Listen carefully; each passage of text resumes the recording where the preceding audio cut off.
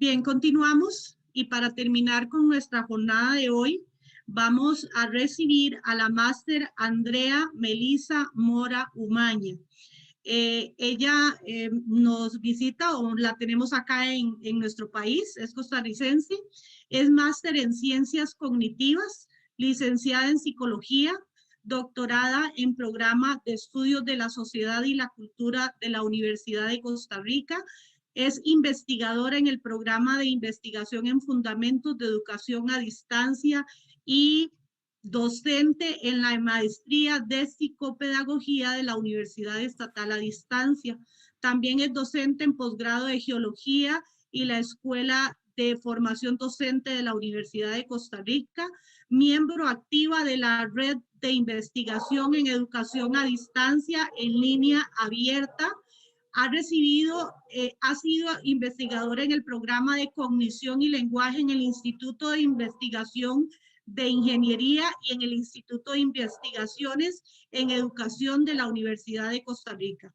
En los últimos 15 años ha desarrollado temas de investigación sobre memoria humana, lenguaje, cognición y dinámicas sociales, mediación cultural, cooperación, heterotécnica, entre otros, en los cuales se realizan aplicaciones de ciencias cognitivas a la educación superior e investigación pedagógica en contextos de educación a distancia y en línea.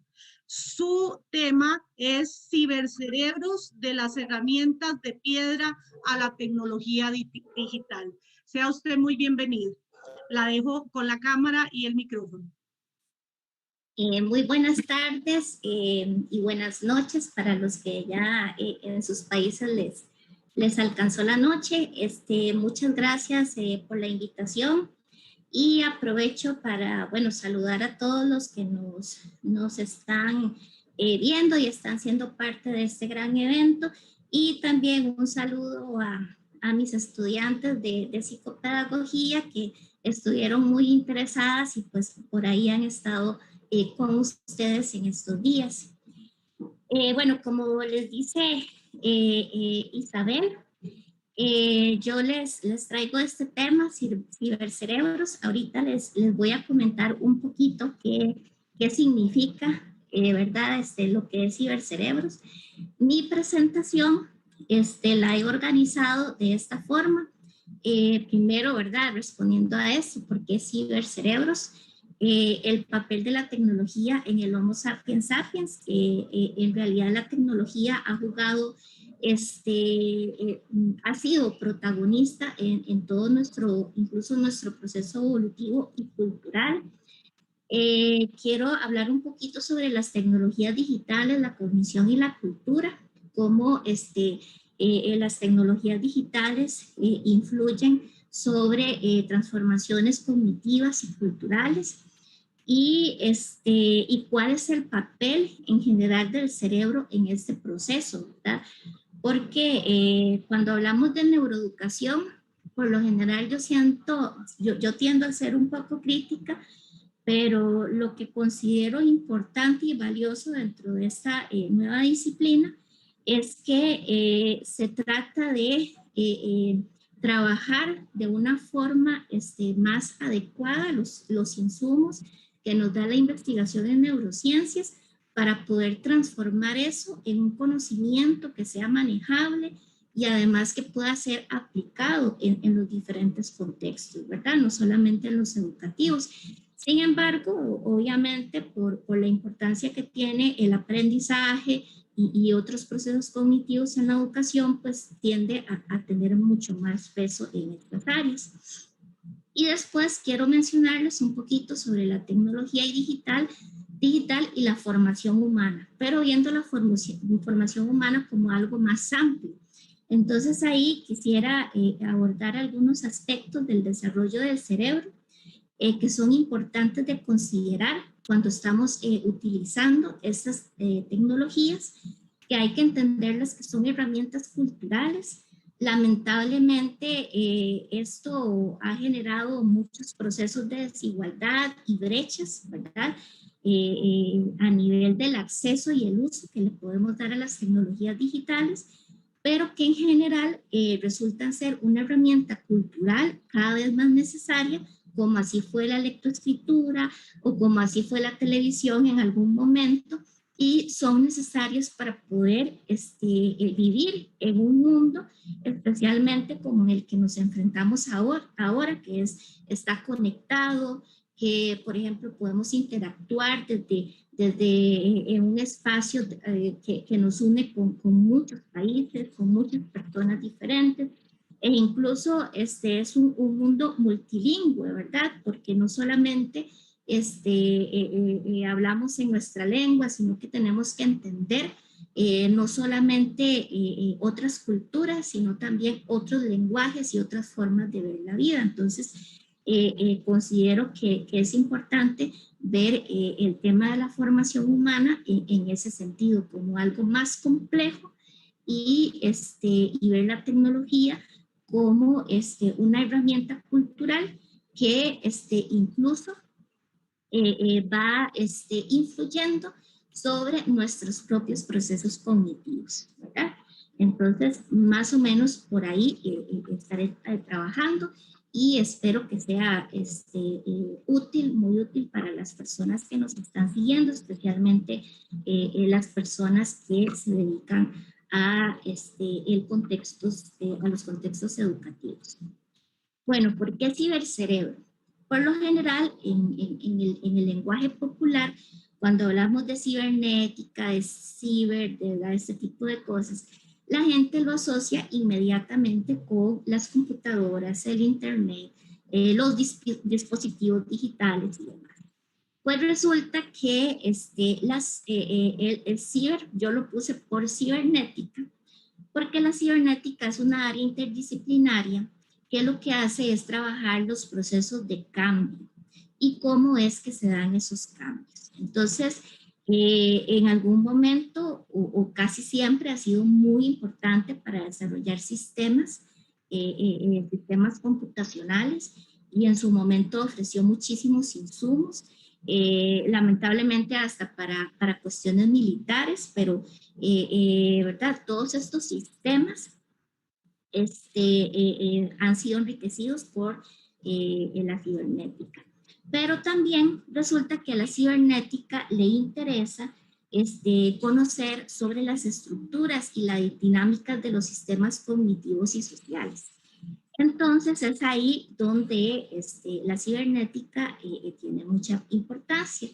Y yo pongo cibercerebro porque el cerebro, aunque a nivel evolutivo no puede cambiar por una serie de características que ahorita les voy a mencionar, lo que hacemos nosotros es conectarnos a través de nuestros cerebros. Entonces, transformamos a los otros, generamos cambios en los demás. Y al generar cambios en los demás, pues también tenemos cambios en nosotros. En cibernética se habla de dos tipos. La de primer orden, que fue la primera que se desarrolló, lo que decía era que hay una relación entre los objetos o los sujetos que forman parte del sistema, y hay generalmente una relación lineal entre ellos. Entonces, un sujeto puede generar cambios sobre el otro, y ese puede cambiar o generar cambios sobre el primero. Entonces, eso es básicamente. Ahí lo que se habla es de que hay un observador. Eso es muy importante. Dentro de esta propuesta está la teoría del observador. Entonces, este observador ¿verdad? Ve esos sistemas y puede ver esas transformaciones. En la cibernética de segundo orden, pues se va a una cuestión más compleja, porque resulta que el que observa no solamente es parte de esa observación, o puede alejarse, ¿verdad?, de ese sistema, sino que es parte del sistema, y hay todo un proceso de retroalimentación que se da en ese sistema, que es debido a este tipo de cibernéticas que se generan, lo que implica que son cambios en muchos elementos del sistema y no es lineal. Entonces, por eso se habla de retroalimentación, porque no se da de qué sé yo, de un aspecto A uno B, sino que sea de un aspecto A uno B, C, D, y todos esos interactúan en conjunto. Entonces, es muy parecido a lo que sucede con nosotros y nuestros sistemas cognitivos y en general nuestros cerebros. ¿Por qué nuestros cerebros? Porque nosotros incluso nos sincronizamos. Y esa sincronía no solo es cognitiva, también muchas veces es fisiológica. Entonces, resulta como muy interesante. Y en este caso, en las cibernéticas de segundo orden, los vínculos son muy importantes. O sea, las relaciones sociales que nosotros construimos con los demás son fundamentales. Incluso son lo que transforman los sistemas, lo que le da una identidad propia, lo que permite generar formas de pertenencia y lo que en general permite dar paso a lo que es el cambio. Entonces, los vínculos no solamente son importantes en la cibernética, son importantes incluso para el cerebro, ¿verdad? Nuestro cerebro se desarrolla, no se desarrolla solo, ni como les digo yo algunas veces a las personas, ni es un cerebro ambulante solito, ¿no? Sino que está dentro de una persona y esa persona genera vínculos. Incluso resulta muy interesante porque cuando nosotros, por ejemplo, bueno, cuando se estudia el cerebro, los vínculos implican cambios en las dinámicas o en la sinapsis, en las redes neuronales que nosotros formamos. Entonces, por eso son importantes. Y no solamente son importantes a nivel biológico, sino que también son importantes en todas las dimensiones que tiene la persona, que es en la cultura y en los aspectos sociales. Ahora, cuando hablamos de cibercerebros y los cambios que pueden darse con el uso de las tecnologías y las tecnologías digitales en particular, nosotros tenemos que tener clara una cosa. Existe muchos mitos con respecto a lo que es la teoría de la evolución, pero hay que entender que, por ejemplo, bueno, ahí yo les pongo, nosotros estamos estudiando, o sea, para nosotros poder entender cómo funciona ahora el cerebro, tenemos que estudiar 2 millones de años de evolución, ¿verdad? Que es de donde aparecen los primeros antropoides y demás, y es necesario abordar eso porque nosotros, mucho de las características que tenemos y las características de nuestro cerebro ha sido un proceso lento de evolución.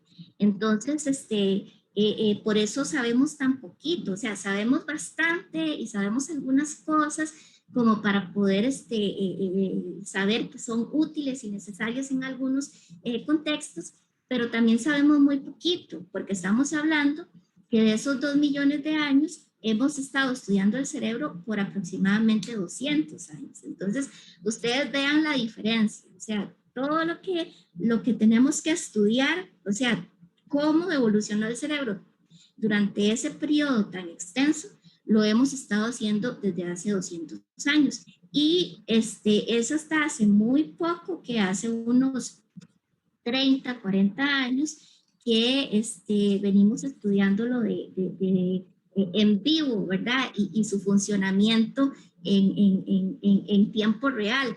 Porque por lo general, al principio, lo que hacíamos era o estudiar los cráneos, ¿verdad? Las cavidades de los cráneos que nos podían dar una idea de las características de los cerebros, porque los cerebros obviamente por el tipo de materia con la que están construidas, pues de ahí no vamos a preservar durante 2 millones de años, pero sí podíamos preservar los cráneos. Entonces, esa fue una primera aproximación para el estudio del cerebro, ¿verdad? Entonces, estudiar ese tamaño nos ofreció muchísima información, porque el cráneo no solamente da detalles sobre el tamaño del cerebro, sino que también nos puede dar detalles sobre algunas, incluso algunas venas que pasan por acá, nos pueden dar detalles de algunas cosas que por lo general la paleoantropología estudia muchísimo.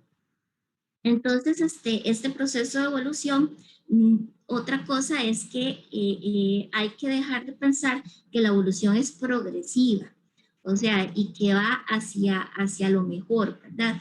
Porque resulta que, bueno, nosotros sí tenemos un cerebro muy grande, ¿verdad?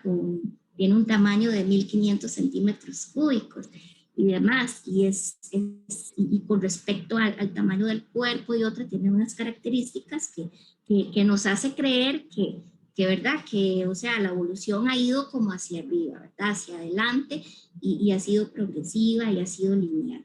Sin embargo, en los principios de evolución no es así, ¿verdad? La evolución no es que tiene un fin último, ¿verdad? De generar en nosotros procesos cognitivos superiores y demás, ¿verdad? No, eso fue una de las características que fueron dando forma y que nos permitió irnos adaptando, ¿verdad? Al entorno. Y resulta que en esa adaptación, pues nuestro cerebro, nuestras redes neuronales crecieron montones, empezaron a crecer, pero ¿verdad? Durante 2 millones de años. Y entonces el cerebro empezó a tener unas características muy particulares. Entonces, por eso tenemos ahora la plasticidad neuronal, ¿verdad? Que es una característica muy importante que nos ha permitido a nosotros adaptarnos a los diferentes entornos y además generar procesos de cambio. Me parece que en algún momento una de las expositoras habló de eso, de la importancia de generar cambios, ¿verdad? Y de poder adaptarnos a los cambios. Entonces, la plasticidad cerebral nos permitió eso. ¿Pero por qué? Porque también habían muchas presiones evolutivas y que no solamente son respuesta a cuestiones biológicas, sino también sociales, que nos llevaron a desarrollar estos grandes cerebros. Entonces, pues resulta bastante bonito. Y después, esto es importante de entenderlo dentro del proceso de tecnología y cultura, porque nosotros somos sujetos tecnológicos. O sea, como especie tenemos aproximadamente 200.000 años y desde ese tiempo siempre hemos utilizado tecnología. Y la tecnología ha sido básica para nosotros. Entonces, aquí yo les traía esto porque me parece muy importante partir de esto, de las funciones del cerebro, porque por lo general, ¿verdad? Pensamos, sí, el cerebro, que es importante, que nos permite aprender, pero a veces se nos va, ¿verdad? ¿Por qué es importante? Y a veces son respuestas muy obvias, pero sucede con la ciencia que a veces lo obvio no es tan obvio y tenemos que investigarlo. Entonces, resulta que una de las funciones importantes del cerebro es que nos permite movernos. O sea, en todos incluso en otros organismos más, podríamos decirlo entre comillas, más sencillos, que tienen neuronas, es fundamental para moverse. Entonces, como ahí se dice, las neuronas emergen evolutivamente en el momento que los seres vivos comienzan a moverse en su entorno. Entonces, eso es fundamental, entender que una de las funciones del cerebro es movernos, ¿verdad? Entonces, eso resulta muy, muy interesante porque aunque sea tan obvio, en nuestras aulas eso no lo hemos aplicado, ¿verdad? Entonces, cosas que son tan obvias como pueden ser estas, ¿verdad? Cuando ya nosotros pensamos sobre eso, nos damos cuenta que dentro, por ejemplo, en la educación, que es el tema que nos interesa aquí, mucho de eso no se aplica. O sea, ¿por qué? Porque llegamos al kinder, ¿verdad? Ay, qué bonito, hay estaciones de juego, nos hablamos, inventamos cosas y demás. Y llegamos a la escuela y nos ubican en pupitres. Y entonces ahora que vamos a llegar a la escuela con pandemia, eso incluso implica mayor distancia entre un cuerpo y otro. Entonces, imagínense qué complicado porque el cerebro funciona mejor si nos estamos moviendo, ¿verdad? Y muchas personas aquí han repetido eso, la importancia.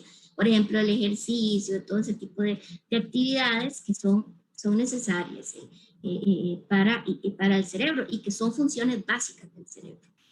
Y después tenemos otra función para nosotros los humanos y otros primates, y en especial los simios, que es social. El cerebro es social, nos sirve para vincularnos, para conectarnos, sincronizarnos, como les había mencionado. Nosotros nos sincronizamos incluso a nivel emocional. Para nosotros poder entender lo que los otros sienten, o para poder sentir de alguna forma lo que los otros sienten, ocupamos sincronizarnos. Entonces, esa sincronía se alcanza porque somos seres sociales. Y mucha de la evolución del cerebro está relacionada a esa característica. Entonces, por ejemplo, el hecho de que tengamos un lóbulo frontal que me permite a mí regular las emociones y el comportamiento, supone que ese cerebro, yo debo regular mi comportamiento para poder funcionar en el ámbito social, ¿verdad? Si yo no tengo ningún otro sujeto que, ¿verdad? Tal vez no sea tan importante regularse a nivel de comportamiento, pero eso resulta fundamental. Incluso si nosotros empezamos a inferir sobre algunos aspectos importantes de tener un cerebro social, está la idea de esa capacidad de vincularse y de generar esos vínculos que incluso son para toda la vida. Entonces resulta que el cerebro, al ser social, también nos permite hacer otras cosas. Nos permite copiar a los demás, nos permite imitar y replicar lo que hacen los demás. Y entonces ahí hay otras áreas que, aunque son áreas que podemos encontrar en otras especies de animales no humanos, resulta que en nosotros han tenido un proceso evolutivo bastante interesante. Y entonces, bueno, muchas de estas cuestiones se relacionan a las neuronas espejo, ¿verdad? Que son esas neuronas que son de origen motor y, ¿verdad? Son de origen motor y después evolucionan y se desarrollan para funcionar en lo social. Entonces, vean todas las relaciones que uno puede encontrar dentro de ese proceso o esa función de movernos, ¿verdad? Y resulta que el cerebro no está solito. Entonces hay un conjunto, ¿verdad? Algunos le llaman conjunto biomecánico, integrado por el cuerpo, el cráneo y el cerebro. Entonces resulta que el cerebro está, ¿verdad? Albergado en un cráneo y ese cráneo se ha desarrollado en conjunto con el cuerpo. A eso le llamamos en algunos le llamamos coevolución, ¿verdad? Donde, por ejemplo, para que el cerebro cambie, como dice un señor, un paleoantropólogo de origen italiano, dice que para que el cerebro cambie tiene que pedirle permiso al cuerpo y al cráneo, ¿verdad? Para que el cuerpo evolucione tiene que pedirle permiso al cerebro y el cráneo, y así. Entonces, para que ustedes vean que la evolución también tiene unas restricciones. Y por ejemplo, incluso el tamaño o la forma que tiene el cerebro está involucrada en la forma de nuestra cara, ¿verdad? Entonces, para que todo esto cambie, tiene que haber un cambio en alguno de esos. Y todos han evolucionado para convertirse en un conjunto biomecánico. Por eso podemos controlar el tamaño de nuestro cerebro, de nuestro cráneo, porque todo ha evolucionado para funcionar de forma sincrónica. Entonces, como vemos, aquí están involucradas varias cosas, lo que es la acción, ¿verdad? Cómo actuamos y estas acciones no solamente se refieren a un comportamiento individual o biológico, sino que es un comportamiento que incluso es regulado por lo social y por la cultura. Y la cultura porque podemos encontrar diferentes formas de regular el comportamiento en los diferentes escenarios culturales en los que ¿verdad? Hemos podido encontrar o hemos podido participar. Están las neuronas espejo, que son fundamentales para estos procesos de imitación, que aunque en algún momento tenían una función principalmente motor, en nosotros llegan a tener implicaciones incluso en las intenciones, ¿verdad? Eso es un tema controvertido, pero al menos sabemos que la investigación nos lleva como por ese lado. Incluso los científicos que descubrieron las neuronas, ellos han planteado, ¿verdad?, las implicaciones que tienen las neuronas espejo en las intenciones y la regulación de otros procesos superiores. Después tenemos el cuerpo y las emociones, ¿verdad? Las emociones hay que entenderlas como por ejemplo, esos programas complejos de acciones, ¿verdad? Automáticas que nos hacen responder a los demás, al entorno. Y resulta que las emociones no solamente en nosotros tienen una función de supervivencia, porque, ¿verdad? Si tenemos miedo, buscamos un lugar seguro y demás, sino que también tienen una función muy importante a nivel social y cultural. Entonces, de ahí, por eso somos capaces incluso de poder responder a las emociones, incluso poder comprender los sentimientos de los demás. Entonces resulta que cuando nosotros hablamos de construcción de conocimiento, que es un tema básico dentro de los procesos formativos, entonces tenemos que hablar de varias cosas, de la tecnología, ¿verdad? Porque la tecnología ha jugado un papel muy importante en nosotros. Si no, veamos la lectoescritura, o sea, muchos de nosotros no podríamos, incluso imaginen ustedes, hay personas que todavía no han podido adquirir esas destrezas, pero ¿verdad? Es por otro tipo de condiciones. A veces no es porque no tienen la capacidad, sino porque no han tenido las oportunidades. Pero en general, nosotros que estamos aquí y que tenemos que tener algún conocimiento sobre la lectura y la escritura, imaginen ustedes un mundo sin eso. Piensen ustedes algo sin palabras.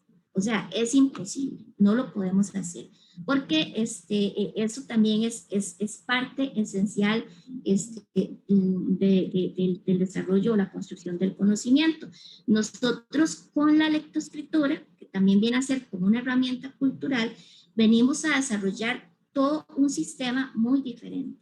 Incluso cuando nosotros en la escuela empezamos a aprender la lectoescritura, se transforman muchas cosas.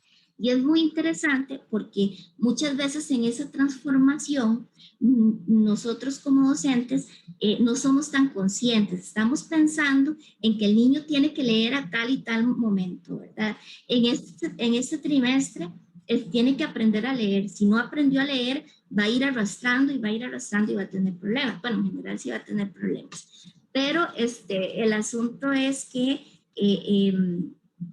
la lectoescritura es una herramienta que nos permite construir una forma diferente de ver el mundo, ¿verdad? Incluso el hecho de que nosotros podamos escribir las palabras hace que nosotros pensemos en palabras, ¿verdad? Muchas veces pensamos no solamente en conceptos, sino que al concepto le ponemos unos símbolos, ¿verdad? Que son esas palabras.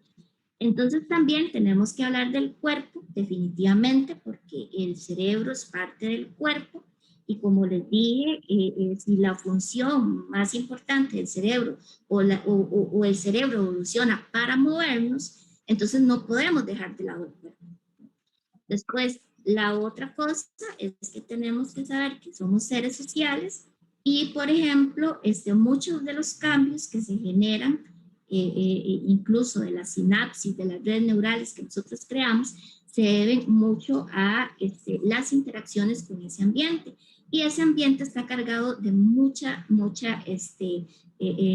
componentes sociales. Y después tenemos lo que es la cultura. La cultura es fundamental en todo esto, porque la cultura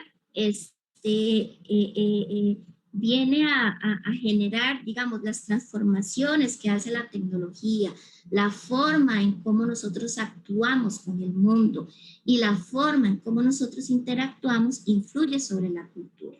Entonces, nosotros cuando hablamos del cerebro, también tenemos que pensar en todas esas dimensiones que son componentes fundamentales del desarrollo del cerebro. No solo de la evolución, como les mencioné, que estamos hablando de que son 2 millones de años que estamos estudiando y que estamos tratando de comprender y llevamos muy poquito tiempo, sino que también el desarrollo, porque a nivel ¿verdad? Ontogenético o del desarrollo del ser humano hay unas características, ¿verdad? Que nos han dado algunos patrones de desarrollo, de crecimiento del cerebro que también son importantes de evaluar y de entender en el contexto de estos componentes que aquí yo les estoy mencionando.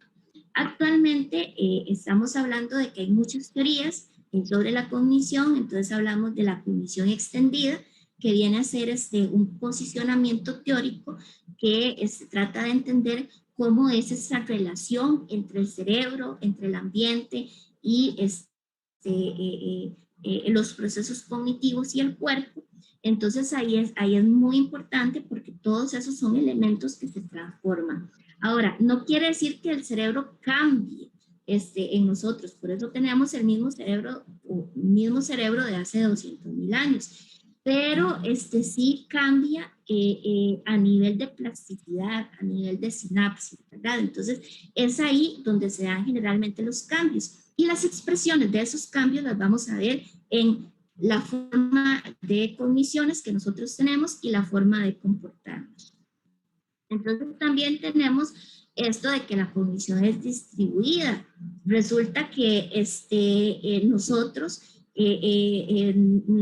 no estamos solos, o sea, estamos con un montón de gente que nos conectamos y por eso es que construimos conocimiento en conjunto, ¿verdad? Porque estamos hechos, incluso nuestro cerebro está diseñado para poder conectarse con los demás, para generar esas sincronías emocionales, para poder entender lo que piensan los otros. Entonces vean lo importante de entender este tipo de conceptos. Y después es situada. Eso es muy importante porque nosotros también tenemos que pensar en el contexto, ¿verdad? El contexto es fundamental. El contexto nos permite incluso entender algunas diferencias que nosotros tenemos con respecto a otras personas. Por ejemplo, el hecho de que un inuit desarrolle la capacidad de ver muchos colores o una persona, muchos blancos, ¿verdad? Para poder distinguir la nieve, y el hecho de que una persona de una selva tropical sepa distinguir muchos verdes, eso implica que la cognición es situada, también influye el contexto en donde estemos, ¿verdad? Entonces, son cosas que es necesario tomar atención. Ahora, de las herramientas de piedra a la tecnología digital. Bueno, yo les planteo eso porque resulta que los mismos principios del desarrollo de la tecnología, de las herramientas de piedra, parece ser similar al desarrollo de tecnologías digitales. Hay una parte de investigaciones, un grupo de investigaciones de una teoría de un antropólogo que se llama Peter Reynolds, que habla sobre la teoría de la complementariedad y él desarrolla unos conceptos muy interesantes sobre la cooperación. Entonces él habla que la cooperación en nosotros tiene que ver con la evolución del cerebro, del lenguaje, y tiene que ver con las formas de organización social en nuestra especie. Entonces resulta que la cooperación heterotécnica, los principios, él estudió esto en diferentes culturas y se dio cuenta que los mismos principios de estos grupos para diseñar herramientas de piedra, por ejemplo, en aborígenes australianos y en otros grupos, incluso él estudió en Costa Rica ¿cómo se llama? Son unas, de una celebración religiosa donde hacen callecitas con acerrín. Él estudió eso porque le pareció muy interesante cómo la gente iba sincronizada, ¿verdad? Haciendo estas calles. Después les puedo mandar una imagen de eso. El asunto es que resulta que estos principios de cooperación que se daban en estos aborígenes australianos parecían compartirse con los ingenieros de Silicon Valley. Entonces vean qué interesante, o sea, estamos hablando de que son los mismos cerebros de todos, ¿verdad? Funcionan bajo unas características similares. Obviamente la cultura les va dando algunos recursos, les va dando algunas herramientas para hacer otras herramientas, la acumulación de conocimiento viene a ser muy importante para poder crear la tecnología y pues en ese caso, ¿verdad? La cooperación heterotécnica nos da pistas sobre ese desarrollo de la tecnología que parece que tener algunas características similares entre quienes las diseñan. Entonces, otra cosa importante es que mucha de la tecnología nosotros la utilizamos como extensión de nuestra mente y extensión de nuestro cuerpo. Entonces, resulta que la tecnología nos permite también, además de manejar el entorno, nos permite desarrollar un tipo de movimientos, un tipo de patrones de comportamiento, incluso de poder movernos en un entorno, ¿verdad? Nos da ciertas pistas, entonces las herramientas también se relacionan con eso. Por eso se habla de la cognición extendida, porque además nosotros hacemos herramientas para extender parte de nuestras funciones o de nuestras características. Entonces, la computadora viene a ser algo similar, ¿verdad? No es como que inventamos las computadoras y nos salimos de la lógica humana. No, más bien las computadoras tienen sentido porque incluso en algún momento los modelos de cognición estaban fundamentados en las teorías del procesamiento de información. Pero es más bien al revés, o sea, no es que nosotros seamos que las computadoras sean modelos de nosotros, sino que nosotros hemos sido modelos y con eso hemos creado las computadoras. Entonces, mucho de esa construcción también se relaciona con el asunto del uso. O sea, por ejemplo, muchas de las tecnologías que nosotros hacemos están hechas a la medida de los usuarios. Por ejemplo, un hacha está hecha para que nosotros la agarremos de esta forma, ¿verdad? Entonces podamos utilizarla. No sé, o sea, no podría imaginarme un hacha que no tenga esa forma, porque es la forma en que nosotros ya teníamos para poder sujetar otros artefactos y pues se creó el hacha de piedra y pues tenemos este puño para poder agarrarla. Ahora, las computadoras es lo mismo, ¿verdad? Tenemos un teclado que lo tenemos al frente, ¿verdad? No vamos a hacer una computadora para usarla en la espalda, ¿verdad? Entonces, es como algo muy evidente, pero o sea, ya cuando uno lo piensa de esa forma, se da cuenta que todos estos aparatos son extensiones de nosotros. Entonces, resulta que eso genera plasticidades, ¿verdad? Dependiendo del tipo de herramienta que nosotros estemos utilizando, probablemente, aunque tenga los mismos principios de construcción y demás, pues los usos pueden ser un poco diferentes y esos usos pueden transformar el entorno, como les mencioné, porque la tecnología funciona para eso, pero también hay una transformación de las funciones cognitivas. Entonces ya tenemos nuevas formas de construir conocimiento. Entonces, por ejemplo, en algún momento nosotros utilizábamos mucho la narración, ¿verdad? Para poder contar historias, para poder transmitir conocimiento, para poder darles a conocer a los demás cuáles son nuestras tradiciones, nuestra historia, nuestra identidad. Entonces utilizábamos mucho la oralidad. Y eso fue muy importante porque incluso supone el desarrollo de unas organizaciones y de una forma de distribuir el tiempo donde requerimos espacios para eso. Entonces resulta que ahora tenemos estos dispositivos, ¿verdad? Que también vean que ustedes que involucran otra forma de interacción, ¿verdad? Entonces podemos conectarnos con muchas personas de muchos lugares. y resulta como en algún sentido pues bastante positivo, y podemos interactuar por redes sociales al mismo tiempo, podemos interactuar por el WhatsApp, podemos interactuar por muchos dispositivos, y eso ofrece una forma diferente de construir el conocimiento. Incluso el hecho de yo poder plasmar mis ideas en una pantalla supone, ¿verdad?, una transformación de representaciones que yo antes lo hacía en el cuaderno a una pantalla. Entonces, vean que son diferencias que aunque en lo central seguimos los mismos principios, parece que en el uso funciona un poco más diferente. Entonces, y de ahí hablamos de lo que es la educación, porque, bueno, el aprendizaje hay que entenderlo, que el aprendizaje siempre se da, o sea, el aprendizaje desde que nacemos se da, ¿verdad? Pero la educación viene a transformar los procesos formativos, ya digamos, como los que nosotros recibimos desde la escuela, vienen a transformar lo que nosotros aprendemos, porque entonces ahí es donde interviene la cultura. ¿Qué es importante aprender? ¿Por qué es importante? ¿Y para qué es importante aprenderlo? ¿Verdad? Y vivimos en culturas donde estamos conectados todos. Entonces, muy probablemente una persona que maneje muy bien matemáticas va a poder comunicarse con otra persona que hace matemáticas en otro país porque siguen, ¿verdad?, un lenguaje similar. Pero bueno, esa es como la idea.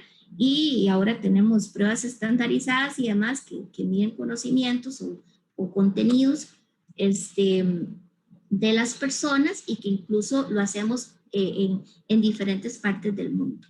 Aunque cada país, ¿verdad?, tenga unas condiciones muy diferentes, pues se mide de la misma manera, porque se supone que como humanidad ocupamos una serie de conocimientos necesarios para poder interactuar en este mundo. Entonces, ¿cómo ha transformado la tecnología, cómo nos ha transformado la tecnología digital?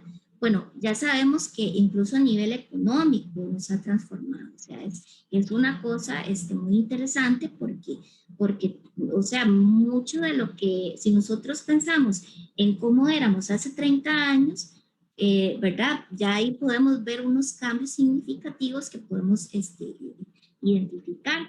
Y bueno, incluso a nivel organizativo y político, ¿verdad? Los países se conectan de otra forma. Nosotros interactuamos con herramientas para poder hacer incluso trámites burocráticos, ¿verdad? Es como muy, muy amplio. Y lo que más nos interesa es que nos ha transformado a nivel social. Y ahorita les voy a mencionar porque de esto hay unas cosas buenas y otras que no apenas están estudiando. Entonces tenemos que prestar atención, especialmente cuando se trabajan con textos educativos y de primera y segunda infancia, ¿verdad? Entonces, están esas transformaciones sociales que definitivamente hacen que interactuemos de otras formas diferentes.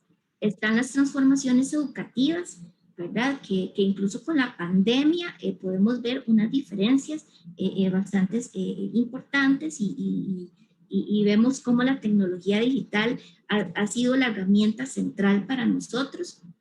También hay algunas características cognitivas que se relacionan con la forma en cómo organizamos la información, cómo, cómo la buscamos, cómo la seleccionamos, ¿verdad? Todo ese tipo de cosas.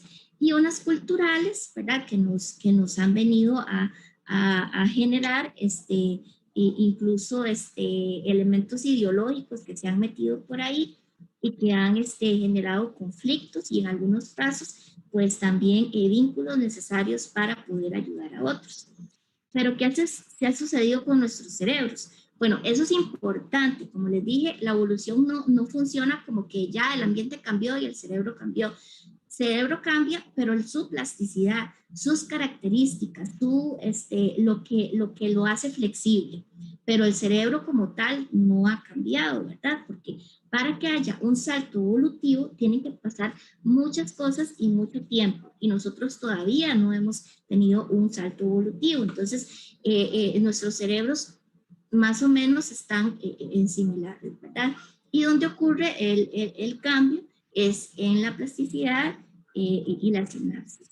¿Y cómo se manifiesta? Bueno, esas son las cosas que nosotros podemos ver a través del comportamiento y algunas características cognitivas, que es donde nosotros vamos a ver principalmente esas transformaciones. Aquí les traigo una investigación muy interesante que salió, bueno, en el 2019 fue que le dieron mucha pelota, pero es del 2016, donde se encontró, bueno, un equipo de Australia, de la Universidad de Sunshine Coast.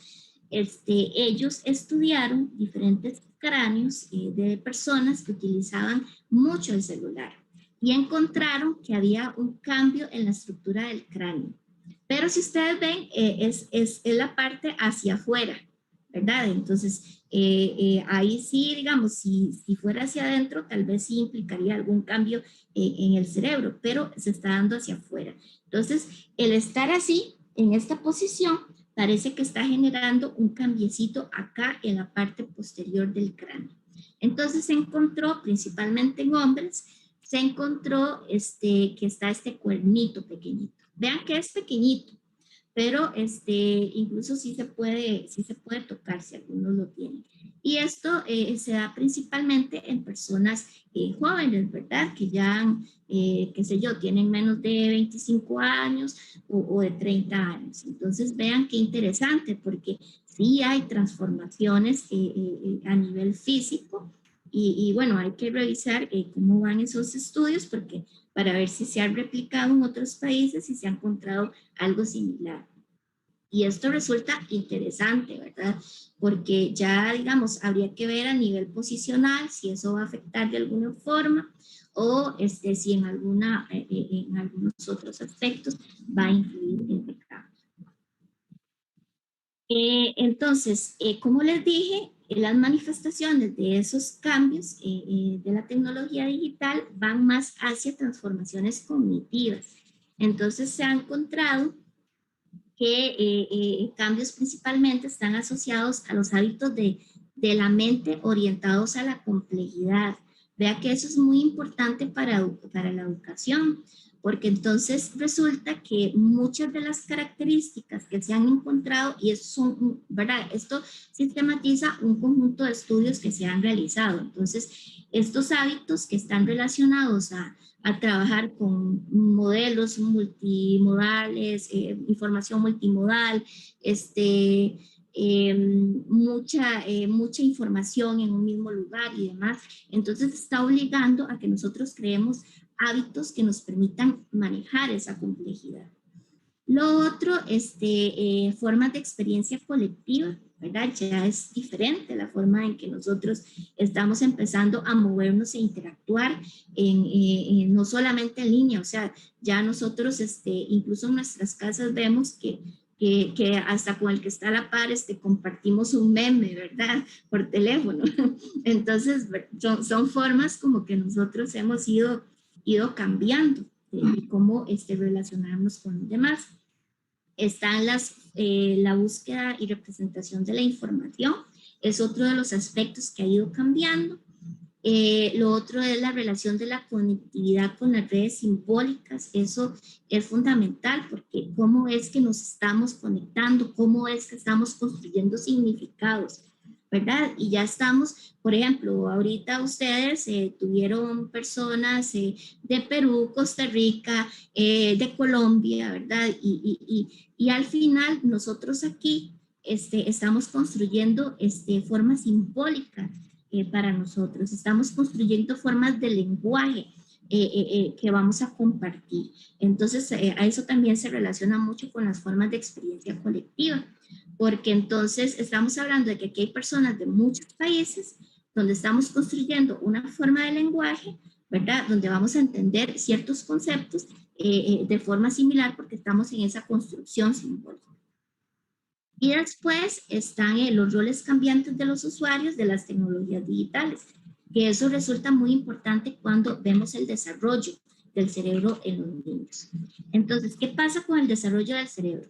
Bueno, antes se hablaba que creo que en los 80s o en los 70s el promedio de edad que los niños empezaban a ver televisión era de 4 años. Resulta que ahora en algunos estudios se ha encontrado que es de 3 meses a 4 meses. Entonces ya le estamos exponiendo a los bebés casi que desde que nacen las pantallas. El asunto es que eso tiene sus cuestiones positivas y negativas. Veámoslo en el contexto del desarrollo del cerebro. Vean que hasta los 4 años, 5 años, podemos ver, ¿verdad? Hay un patrón de desarrollo donde se habla que, por ejemplo, en la gestación está el desarrollo de células neurales y dice que es de aproximadamente 250,000 neuronas nuevas cada minuto. O sea, imagínense la velocidad de eso. Entonces, el niño nace y resulta que, bueno, se tienen muchas neuronas y entonces empieza a hacer una poda de esas neuronas, porque vamos a dejar solamente las que necesitamos, las que utilizamos. Entonces, ahí hay que tener cuidado, porque si estamos exponiendo a los niños a las pantallas esos 3 meses, hay que ver, porque estos son estudios que apenas vienen empezando desde el 2014, 2010, ¿verdad? Lo más lejano, y no tenemos como mucha claridad cómo estos procesos pueden afectar el desarrollo del niño. Sabemos algunas cosas, algunos resultados que se están dando, pero vean lo importante de entender que estos procesos que son de desarrollo neuronal y cómo están influyendo estas herramientas en esos procesos. Entonces, estamos apenas empezando la investigación, ¿verdad? De estas cuestiones, pero ahorita vamos a ver algunas cosas que se han encontrado y que son importantes de tomar en cuenta. Después, a los 2 años, hay una reorganización a nivel neuronal. Entonces, ¿qué quiere decir? Que a nivel motor y perceptivo hay una configuración importante. Vea que esta edad coincide mucho con el desarrollo más complejo del habla. Entonces, parece que mucha de esta configuración está relacionada con el desarrollo del lenguaje. Después, a los 3 años, se sabe que hay un desarrollo muy acelerado durante ese tiempo. A los 4 años, se supone que ya casi el cerebro ha alcanzado su peso completo y a los 5 años alcanza un tamaño normal, ¿verdad? Para esa edad. Y resulta que ahí se desarrolla la teoría de la mente, ¿verdad? Y la teoría de la mente se relaciona mucho con las neuronas espejo y las funciones especulares. Entonces, ahí podemos ver un proceso que para mí es un proceso de desarrollo crítico y muy importante de revisar, porque cuando nosotros desarrollamos la teoría de la mente y alcanzamos cierta madurez en las neuronas espejo, quiere decir que ya tenemos una capacidad mayor para aprender por imitación. Ya no es solamente copiando o reflejando lo que el otro hace, sino que ya hay una imitación de ese proceso. Y una imitación implica que incluso a nivel cerebral, esa imitación, digamos, el cerebro actúa y responde al comportamiento de la otra persona, a los movimientos de la otra persona, a las actitudes de los demás. Y ahí también resulta muy importante este proceso porque estamos hablando de que ya casi a esta edad están en un sistema institucionalizado educativo. Entonces, vean lo importante de eso.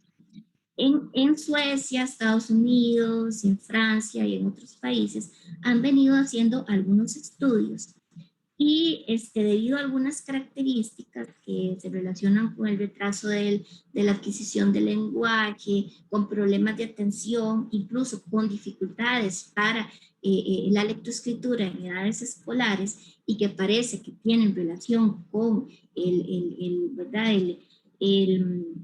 la exposición a la pantalla, se está empezando a recomendar, ¿verdad? Yo creo que son estudios incipientes, pero que nosotros tenemos que ponerle atención porque nos están diciendo algo. Y lo que dicen es que se recomienda que si se va a exponer a una persona, a un niño, a una pantalla, que no sea por mucho tiempo y que ojalá sea después de los 4 o 5 años. ¿Por qué? Bueno, veamos aquí. A la edad de los 2 años, ¿verdad? Por ejemplo, y se ha estudiado esto, el niño no tiende a distinguir lo que ocurre en la pantalla con la realidad. Entonces, eso puede ser fundamental porque aparece otro tema muy importante de abordar, que es el déficit de transferencia. Eso se refiere a que yo aprendo 50% menos con la pantalla que con una interacción social. Entonces son estudios y son experimentos muy interesantes que han hecho, donde se han dado cuenta, por ejemplo, que en actividades de imitación, como ahí les pongo el ejemplo, cuando se lo dan a un niño de 2 años ¿verdad? O menor de 5 años, resulta que con una interacción social, el niño cuando hace esa actividad de imitación, pues estimula algunas partes de la corteza parietal frontal, pero cuando lo hace con pantalla, no funciona de esa forma. Entonces vean que esta información es muy importante porque nos puede estar dando pistas de cuál va a ser nuestra forma de exponer a los niños a la pantalla, cómo llevar ese proceso y demás. Y también se han encontrado que uno de los que ha sido más problemático es que afecta la interacción social y el vínculo que se desarrolla con los padres. Entonces, vea, si el cerebro está diseñado para vincularlos con los demás y si el uso de la pantalla por la cantidad de tiempo que pasan en la pantalla los niños está afectando esta forma de generar vínculos e interacciones con los demás, estamos haciendo algo mal. Tenemos que revisar qué es lo que está pasando. Y ya sabemos o se sabe que en algunos estudios que hay problemas en el desarrollo del lenguaje. Y eso se relaciona con esa poca interacción que se está generando. Entonces los papás prefieren darle la pantalla al niño que hablar con él. Entonces vea que a la escuela nos van a llegar personas con problemas de lectoescritura, con problemas de atención, y son cosas que después los docentes tienen que ver cómo atienden. Y estos son problemas que también se dan, que van a tener repercusiones incluso a nivel universitario. Entonces, es muy importante tomar en cuenta eso. Y bueno, y ahí les voy a compartir después la presentación. Y básicamente ahí lo que habla es del desarrollo de la adultez y la adolescencia, donde nosotros ya hacemos conexiones entre las diferentes partes del cerebro.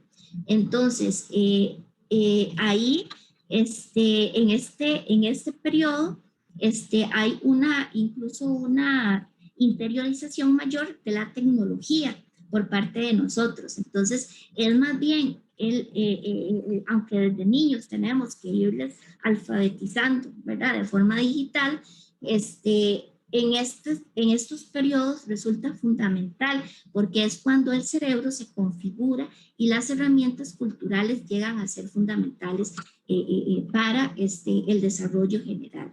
Entonces, ¿verdad? Hay que también poner atención a esto. Y aquí les voy a dejar algunas de las transformaciones cognitivas que se han ido desarrollando y que digamos, se han sistematizado desde un proceso de investigación que se ha dado en diferentes países. Y bueno, y cierro indicándoles que yo espero haber desarrollado o haber dejado la intención de mi presentación, que es ver que la tecnología, ya sea digital o de otros tipos de tecnología que utilizamos, son fundamentales en el desarrollo del cerebro y a nosotros como evolución, como especie, perdón, y además que la tecnología es una extensión de nosotros, ¿verdad? Y es muy importante tomar en cuenta esto para los procesos de formación, ¿verdad? Porque en los procesos de formación es donde nosotros estamos dándoles recursos culturales a las personas para que puedan funcionar en su ambiente. Entonces, ¿qué recursos les estamos dando?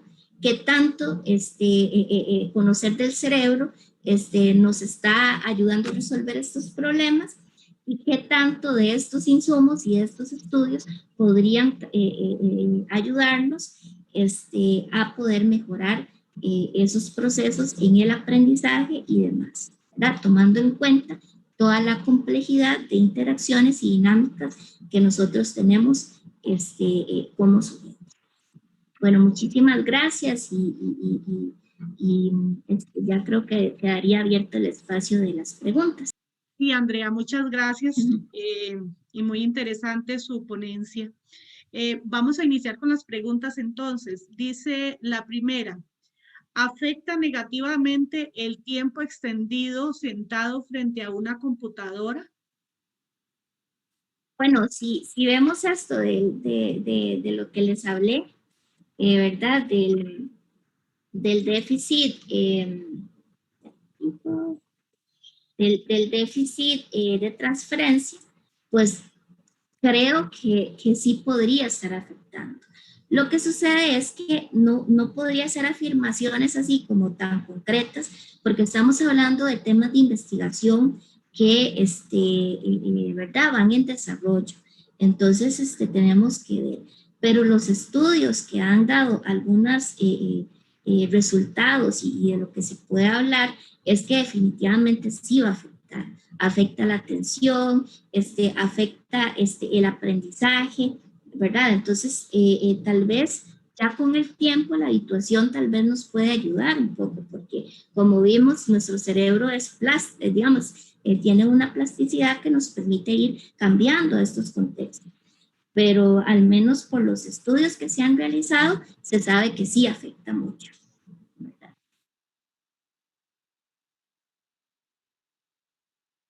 No le estoy escuchando. Disculpe. La siguiente dice, ¿le afecta la no movilidad al cerebro en clases virtuales largas? ¿Qué nos recomienda? Bueno, esa es una pregunta muy compleja y bueno, por lo que dijimos, sí va a haber alguna afectación, pero lo que tenemos que hacer es ¿verdad? Hacer otro tipo de actividades que no requieran tanta pantalla, ¿verdad? Y, y el problema ahora es que, como les dije, hay un problema serio de vinculación con los padres. Las generaciones pequeñas están teniendo problemas con eso. Y parece que se relaciona, ¿verdad? No, todavía no les podría afirmar que es una relación causal, pero parece que sí afecta. Entonces, por ejemplo, si nosotros pudiéramos darle a los niños actividades donde se pueda mover con los papás, ¿verdad? Eso ayudaría mucho con los hermanos y demás. Los niños tienen que correr, tienen que andar descalzos en el campo, en la tierra, o sea, todo eso es necesario. Si nosotros tenemos a un niño todo el día encerrado, ¿verdad? A no ser que tenga un problema de movilidad, pero si lo tenemos todo el día encerrado, eso le va a traer muchos problemas. Y lo peor es que cuando estos niños lleguen a la escuela, van a tener problemas más serios, porque la movilidad es importante para el desarrollo del lenguaje, es importante para el desarrollo de la memoria, de la atención, o sea, es todo. Y lo que se puede hacer o en las mismas clases virtuales, enseñarles a moverse. El problema es que ahora las aplicaciones solo nos dejan ver de aquí para arriba y ocupamos formas de comunicarnos donde podamos ver el cuerpo de la gente. Y estamos con estas tecnologías que únicamente es como el cuadrito y no vemos el resto. Entonces eso también limita que nosotros nos movamos y que diseñemos otras actividades. Y yo lo que pienso es que, o sea, si nosotros trabajamos con niños y demás y tenemos clases, pues a empezar a movernos de alguna forma y hacer actividades, aunque nos veamos solo esta parte, ¿verdad? Pero eso sería como lo que a mí me parece que estaría bien. Bien, dice ahora, ¿cómo podemos desarrollar las capacidades intelectuales en los y las estudiantes? Esa es una pregunta, yo creo que ha sido una pregunta central de muchas disciplinas. Sí, porque en realidad es algo que todavía lo estamos estudiando, pero sí se sabe que, por ejemplo, los procesos cognitivos podemos hacer algunos ejercicios, ¿verdad? Algunas actividades de aprendizaje que nos permitan hacer que las personas desarrollen su potencial. Por eso ahora se habla mucho de metacognición, de ese tipo de cosas, porque la idea es que digamos, cuanto más capacidad tengamos de pensar sobre nosotros mismos y sobre nuestros procesos cognitivos, pues mayor control tendremos sobre ellos. Entonces, ahí el asunto es que lo que se sabe es que a las personas hay que exigirles, ¿verdad? Si nosotros hacemos todo fácil, las actividades de aprendizaje en realidad ni siquiera están pensadas para que deje algo a la persona, y pues no vamos a estimular mucho. Nosotros tenemos que retar a los demás, ¿verdad? Así como a veces nosotros nos retamos a nosotros mismos, tenemos que hacerlo con los niños, con los adolescentes, hasta con los adultos, ¿verdad? Porque muchas veces hasta los adultos tienen esas dificultades de que se han formado para dar un resultado. Y resulta que ahora sabemos que lo más importante es desarrollar habilidades y sobre todo habilidades cognitivas que le permitan resolver problemas, tomar decisiones y desenvolverse en un mundo tan complejo como el que vivimos. Dice ahora, ¿cuáles serían las herramientas más aconsejables? Las herramientas, bueno, no comprendo muy bien la pregunta. Tal vez sea en el mismo, supongo viene de la pregunta anterior, supongo que se referirá a las capacidades intelectuales y habilidades, etcétera. Entonces, entiendo porque viene como seguida de la pregunta anterior. Sí, bueno, herramientas, digamos, dependiendo de cómo lo estemos abordando, ¿verdad? Herramientas como tal, como yo les mencioné, son fundamentales en todo. Nosotros aprendemos hasta con un papel y un lápiz, ¿verdad? Entonces, sí, todas son necesarias. Ahora, si hablamos de herramientas digitales, pues sí, tenemos que aprender a utilizarlas todas. Vivimos en un mundo donde tenemos que adaptarnos a todos los dispositivos que existan. Entonces, es importante manejarlas todas. Y herramientas como herramientas de aprendizaje y demás, pues esas también dependen mucho. ¿Se acuerda que habíamos hablado de la cognición situada? O sea, cuando nosotros, porque no podemos dar recetas, porque el contexto siempre nos va a cambiar las condiciones del uso de las cosas. Entonces, cuando nosotros hablamos de ese tipo de herramientas de aprendizaje, siempre primero hay que ver el contexto, ¿verdad? Ver las características que tienen las personas para poder aplicar esas herramientas. Entonces, y que no sea útil, ¿verdad? Y que tenga una intención, ¿verdad? Tengan una intención y nosotros podamos ver que han resultado en algo positivo. Ok, dice ahora, según las imágenes de la evaluación, el cráneo en la parte frontal no estaba tan desarrollado. ¿Cómo cree que esto influyó en las sociedades pasadas? ¿Me puede repetir? Discúlpeme, pero es que no le... Sí, dice, según las imágenes de la evolución, el cráneo en la parte frontal no estaba tan desarrollado. ¿Cómo cree que esto influyó en las sociedades pasadas? Bueno, cuando nosotros vemos esas imágenes, ¿verdad? De evolución y demás, nosotros vemos como que el cerebro va alcanzando como una forma y se va haciendo más grande y demás. Resulta que nuestras especies antecesoras no tenían tan desarrollado el lóbulo frontal. Entonces, eso, aunque ellos ya eran sociales y demás y tenían algunas características que incluso nosotros todavía hemos conservado, el lóbulo frontal no estaba tan desarrollado. Entonces, definitivamente, fue mucha diferencia. Incluso el hecho de que ese salto que se da de otras especies al Homo sapiens sapiens, como somos nosotros, supone que hubo un salto importante y el lóbulo frontal fue una de las cosas importantes que se desarrollaron, ¿verdad? Y que nos caracteriza como especie. Y, por ejemplo, eso supone un nivel de socialización mayor en nosotros. Incluso hay algunos estudios que hacen la correlación entre el tamaño de la neocorteza y la capacidad de generar vínculos con otros, ¿verdad? Y la cantidad de vínculos que podemos crear. Y eso definitivamente lo que transformó principalmente fueron las dinámicas sociales, ¿verdad? Entonces, con un cerebro prefrontal, con un lóbulo prefrontal más grande, entonces, como les había dicho, hay que regular más el comportamiento. Entonces se desarrolla una serie de control, de comportamiento, unas funciones como muy específicas para el cerebro. Entonces, básicamente el cambio más importante está en aspectos sociales y como la evolución es algo coarticulado, ¿verdad? Y se dan a partir de procesos coevolutivos donde muchas cosas interactúan, obviamente complejiza todo, hasta la regulación de emociones, la expresión de emociones y la forma en cómo nosotros desarrollamos otros procesos cognitivos. Ok, hay dos preguntas aquí que voy a fusionar y que son muy de nuestro contexto. Dice, ¿cómo hacemos para insertar la tecnología si ni siquiera el MEP puede mantener una ayuda constante ante este problema? Y la siguiente, que es parecida, ¿qué hacemos los y las docentes que trabajamos en zonas marginales y los alumnos no tienen acceso a las tecnologías?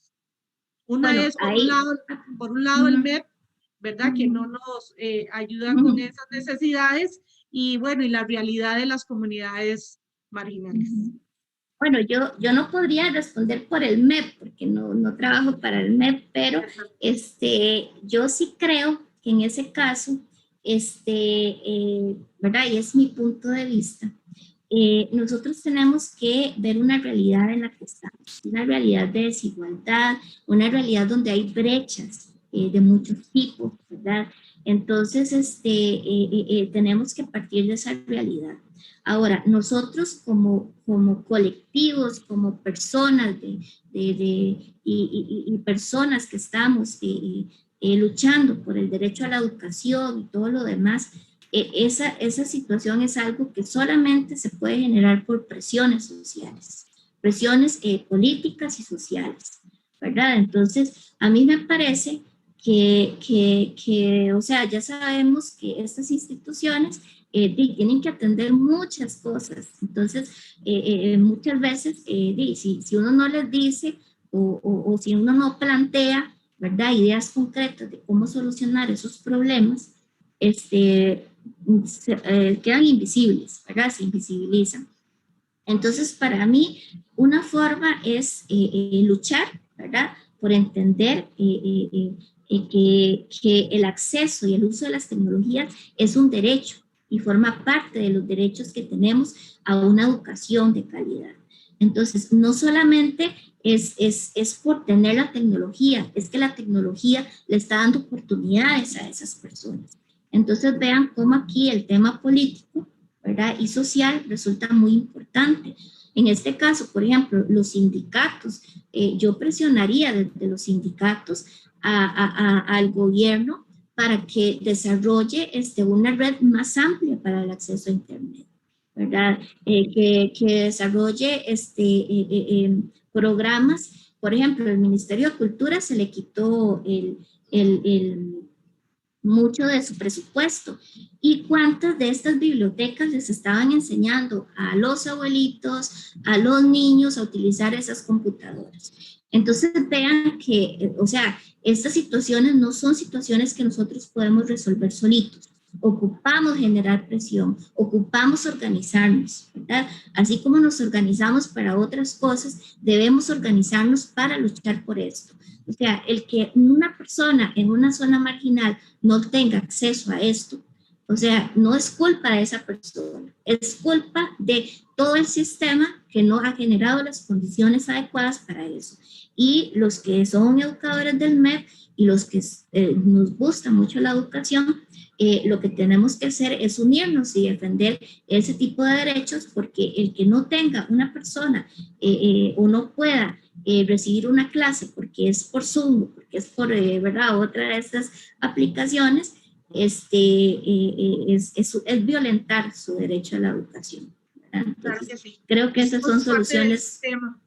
Somos Sí, parte del sistema y tenemos que colaborar. Ajá. exacto. Dice ahora, ¿hay posibilidad de revertir el déficit de transferencia? Bueno, esa es una pregunta de investigación, ¿verdad? Están haciendo unas preguntas muy complejas. Yo, o sea, por lo que yo he leído de eso y demás, y lo que he estudiado, pues yo considero que cada vez va a ser menos ese déficit, porque nos vamos habituando más a estos dispositivos. Pero mientras tanto, o sea, tenemos que ver qué hacemos, ¿verdad?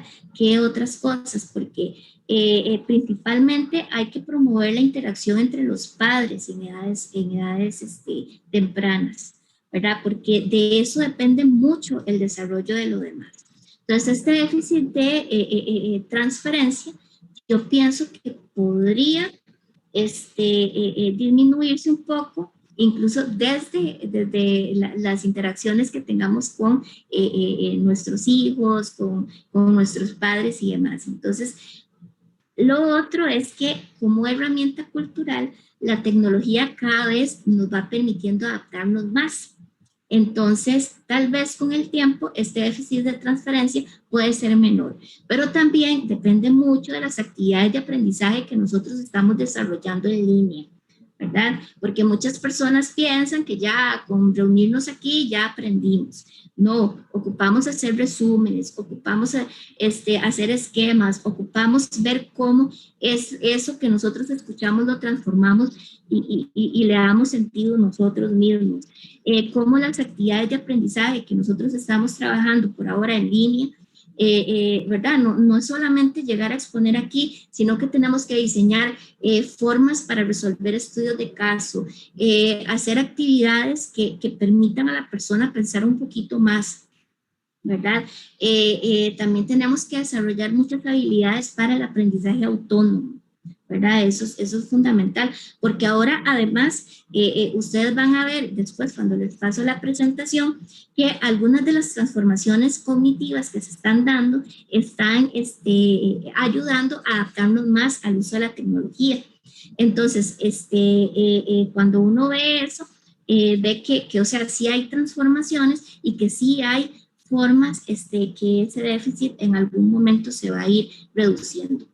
Pero hay que entender que ninguna pantalla va a sustituir nunca lo que nosotros aprendemos con los demás, ¿verdad? Tal vez se puede disminuir el déficit, pero nunca va a sustituir esa interacción.